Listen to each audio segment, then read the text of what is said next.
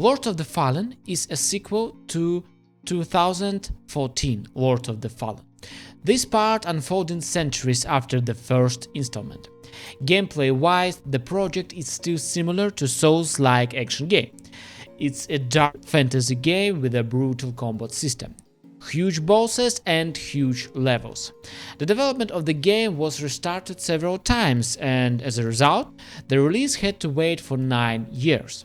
The main feature of Lords of the Fallen is the ability to move to the second dimension with the help of the magical lantern. We have two worlds, Umbral and Axiom. This is the grave cross of this game. On one hand, Lantern is useful in battles as well.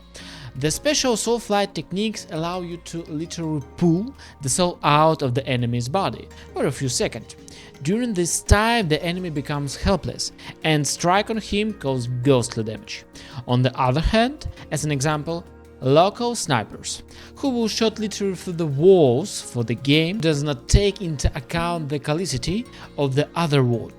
There is the player cannot see the mob, but the mob see the player. As in the last part, there is still problem with the control. With each attack, the characters make a very big step forward.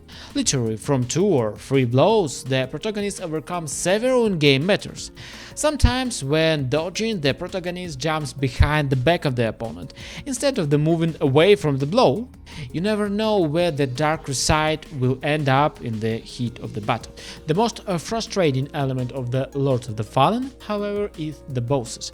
The difficulty of the bosses has no logical explanation. Some are too easy and can be defeated almost from the first time. Others are very survivable and kill the main characters with a single blow. You never know what will happen next. The difficulty curve has gotten too crooked in this game. You have to replay locations, collect energy and level up your characters. We take hours of real time. Furthermore, the most bosses eventually become ranked enemies and the game gets even harder. However, this is a Souls-like game, where one of the most important factors is the atmosphere of the game, what its developers managed to do well. Atmosphere, graphic, immersion, all this is at a high level. Many of players continue to play and enjoy, despite all the difficulties in control and optimization.